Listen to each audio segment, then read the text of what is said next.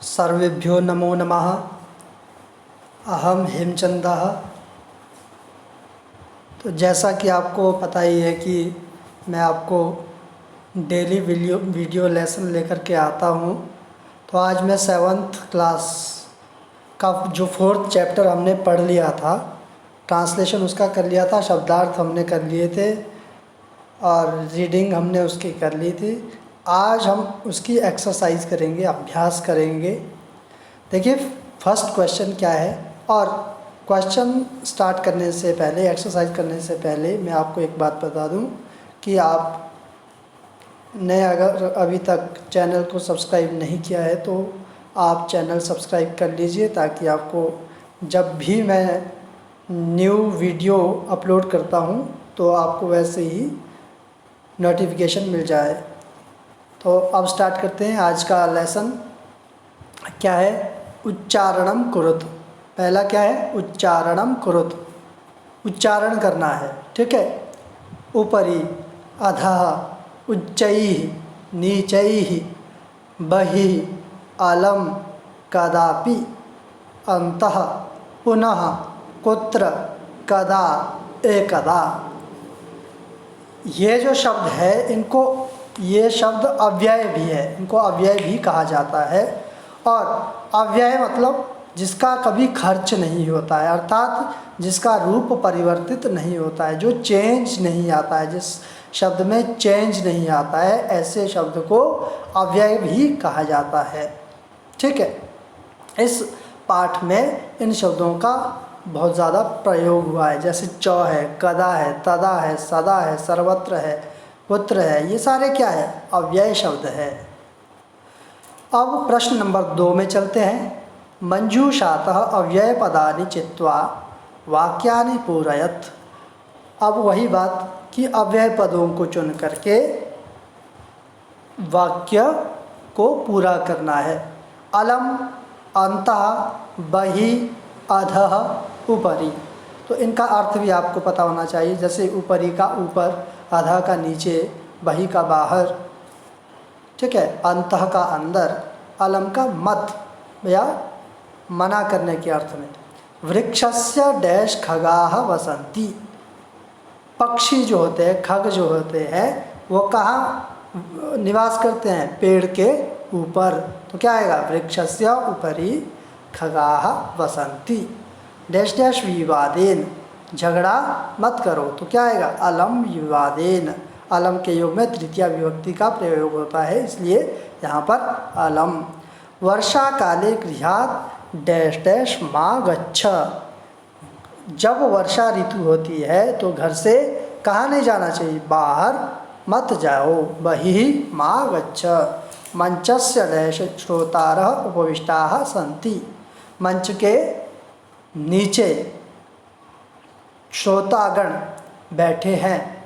ठीक है, ऑडियंस बैठी है। तो उसके लिए क्या आएगा यहाँ पर? अधः। छात्राः विद्यालयस्य डैश प्रविशन्ति। छात्र विद्यालय के कहाँ प्रवेश करते हैं? अंदर प्रवेश करते हैं। तो इसके लिए क्या है? अन्तः। प्रश्न नंबर 3 देखिए। अशुद्धम पदम चिनुत। जो अशुद्ध शब्द है वो चुनना है। जैसे गमन्ति। गमन्ति ये रूप कहीं भी नहीं बनता है, क्योंकि गम धातु का गच्छन्ति बनता है प्रथम पुरुष के बहुवचन में, लट लकार में। तो यच्छन्ति ये भी बनता है, दा यच्छ धातु का। पृच्छन्ति ये भी बनता है, धावन्ति ये भी बनता है। तो अशुद्ध रूप कौन सा हुआ? गमन्ति। रामेण, गृहेण, सर्पेण, गजेण। यहाँ पर गजेण अशुद्ध पद है। लतया, मातया, रमया, निशया। यहाँ पर मातया, क्योंकि माता का, मातृ शब्द का मात्रा बनता है तृतीया के एक वचन में, इसलिए यहाँ पर मातया ये अशुद्ध पद है। लते, रमे, माते, प्रिये। ठीक है। द्विवचन में लते भी बनता है, लता शब्द का रमे भी बनता है, प्रिय भी बनता है। माते नहीं बनता है, क्योंकि मातरऊ बनता है। तो इसका आंसर क्या होगा? माते। लिखति, गर्जति, फलति, सेवति। सेवती रूप ये अशुद्ध है क्योंकि सेवते बनता है। तो लिखती, गर्जती, फलती तीनों रूप सही है। यहाँ पर मैं आपको एक बात भी बताना चाहूँगा कि धातु रूप और शब्द रूप याद करने चाहिए, देखने चाहिए, पढ़ने चाहिए। 5 कम से कम जो यहाँ पर धातु आई है, गम धातु है, ठीक है, धाव धातु है, प्रच्छ धातु है, दा यच्छ धातु है। इन धातुओं को पढ़िए, आपको पता चलेगा कि क्या क्या किस प्रथम पुरुष में क्या बनता है, उत्तम पुरुष में क्या बनता है, मध्यम पुरुष में क्या बनता है, और विभक्तियों का भी कि द्वितीया में क्या बनता है, प्रथमा में क्या बनता है, तृतीया में क्या बनता है। ये सब आप जब शब्द रूप धातु रूप पढ़ेंगे तो आपको पता चलेगा। इसके लिए भी मैं एक सेपरेट वीडियो लेसन बनाऊंगा, तो वहाँ भी आप देख सकते हैं। मंजूषातः समानार्थक पदानि चित्वा लिखत। समानार्थक पद होते हैं, मतलब सिमिलर वर्ड्स या फिर सिनोनिम भी उसको कहते हैं, पर्यायवाची शब्द। प्राप्य, प्राप्य का मतलब होता है प्राप्त करके, तो इसका सिनोनिम क्या होगा यहाँ पर, समानार्थक पद क्या होगा, लब्ध्वा। लब्ध्वा का मीनिंग भी प्राप्त करके होता है। कुशलाः, इसका क्या होगा, दक्षाः। हर्षस्य, हर्ष होता है खुशी, प्रसन्नता, प्रसन्नता भी खुशी होती है, तो सेम विभक्ति भी सेम होनी चाहिए। देखिए हर्षस्य षष्ठी है तो प्रसन्नताया में भी षष्ठी है। देहस्य शरीर का, तो शरीरस्य शरीर का, तो पर्यायवाची है ये। देहस्य का क्या है, शरीरस्य। वैद्यम, वैद्य क्या होता है, डॉक्टर, और चिकित्सक भी क्या होता है, डॉक्टर, तो चिकित्सकम। प्रश्न नंबर 5, अधोलिखितानां प्रश्नानां उत्तराणि एक पदेन लिखत। एक पद में, एक शब्द में आपको इन प्रश्नों के उत्तर देने हैं। इसके लिए चैप्टर को अगर आपने अच्छे से पढ़ा होगा तो आप एकदम से आंसर दे देंगे, अगर आपको स्टोरी याद होगी। ये जो पाठ है इसका समरी पता होगा। तो देखिए, मंचे कति बालकवयः उपविष्टाः सन्ति। मंच पर कितने बालकवि बैठे हैं, कितने थे, वहाँ पर हमने जब पढ़ा था कितने बालकवि बैठे थे मंच पर, 4। तो संस्कृत में 4 के लिए क्या बोलते हैं, चत्वारः। के कोलाहलं कुर्वन्ति, शोर कौन करते हैं, श्रोतारः, श्रोतारः। गजाधरः कम उद्देश्य काव्यम प्रस्तौति। गजाधर किसको उद्देश्य करके काव्यों का प्रस्तुतिकरण करता है, तो किसका प्रस्तुत का, गजाधर किसको देख करके, किसको उद्देश्य करके अपना काव्य पाठ करता है, वो करता है वैद्यम, वैद्य को, डॉक्टर को उद्देश्य करके अपना काव्य प्रस्तुत करता है। तुंदिलः कस्य उपरि हस्तम आवर्तयति, वो जो तुंदिल था वो किसके ऊपर अपना हाथ फेरा रहा था, तो वो अपने पेट के ऊपर, तोंद के ऊपर, तो उसके लिए क्या आएगा, तुंदस्य। लोके पुनः पुनः कानि भवन्ति, इस संसार में क्या होते हैं दोबारा दोबारा, शरीराणि पुनः पुनः भवन्ति। किं कृत्वा घृतं पिबेत, क्या करके घी पीना चाहिए इस पाठ के अनुसार, ऋणम कृत्वा घृतं पिबेत। इनके आंसर्स यहाँ पर मैंने दे रखे हैं। देखिए, चत्वारः श्रोतारः वैद्यम तुंदस्य शरीराणि ऋणम। अब अगला देखिए, यहाँ पर ये एक ये स्टोरी है, इसको फिल करना है हमने, जहाँ पर भी ब्लैंक्स है। मंजूषातः पदानि चित्वा कथायाः पूर्तिं कुरुत। पुरा एकस्य नृपस्य एकः डैश वानरः आसीत्। प्राचीन समय में एक राजा का एक डैश वानरः आसीत्, कैसा बंदर था, तो यहाँ पर देखिए कैसा बंदर हो सकता है, प्रियः, प्रियः वानरः आसीत्, एक प्यारा बंदर था। एकदा नृपः डैश डैश आसीत्, एक बार राजा क्या कर रहा था, सो रहा था, सुप्तः आसीत्।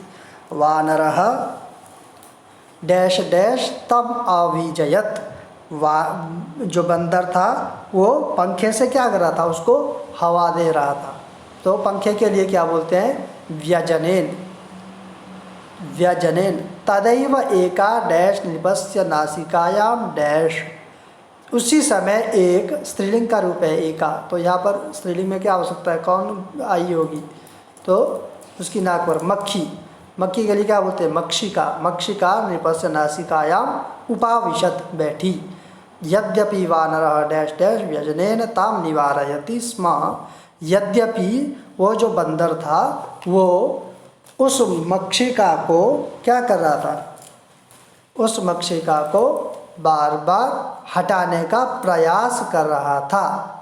किससे, पंखे से, ठीक है, पंखे से क्या करना चाह रहा था वो, उसको बार बार दूर करने की कोशिश कर रहा। तो क्या आएगा बार बार के लिए, वारम वारम।